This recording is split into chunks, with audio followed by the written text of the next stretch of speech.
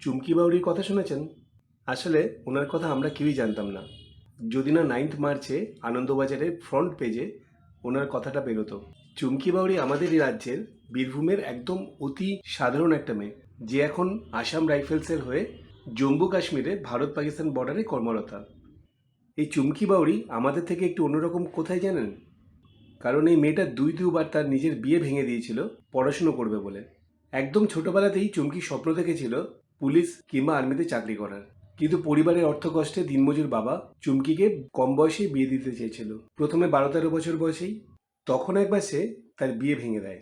আর এই ছোটবেলাতেই পড়াশুনো চালানোর জন্য সে ধান রোয়া, বিভিন্ন টুকটাক কাজকর্ম করা, বিভিন্ন রকমের কাজ করে নিজের পড়াশোনার খরচা নিজেই জোগাড় করেছে।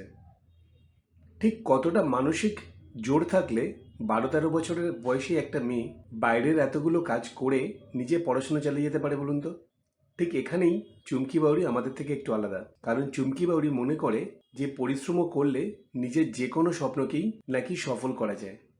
আমরা যেখানে অল্প একটুতেই হেরে যাই, হাল ছেড়ে দিই, সেখানে 12-13 বছর বয়সী একটা মেয়ে সমস্ত সমাজের সাথে লড়াই করে নিজের লেখাপড়ার খরচা জোগাড় করে পড়াশুনো করে পরীক্ষায় পাশ করে চাকরির পরীক্ষা দিয়ে আসাম রাইফেলসে জয়েন করে এখন সে কর্মরত।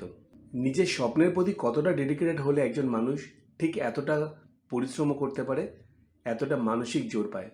এখানেই আমাদের সাথে চুমকি বাউরির পার্থক্য। আর এসব কথা আমি বলছি না, ভারতে আঞ্চলিক ভাষায় প্রকাশিত সর্বাধিক বিক্রিত আনন্দবাজার পত্রিকা বলছে, তাও একদম ফ্রন্ট পেজে তার খবর বেরিয়েছে। অভিনন্দন চুমকি বাউরিকে, সে যেন আগামীতেও তার সমস্ত স্বপ্নে সফল হয়। আর আমাদের মতো লোকেরা যারা নিজের স্বপ্নের জন্য কিছুটা স্ট্রাগল করে, তাদের জন্য সত্যি একটা ইন্সপিরেশন।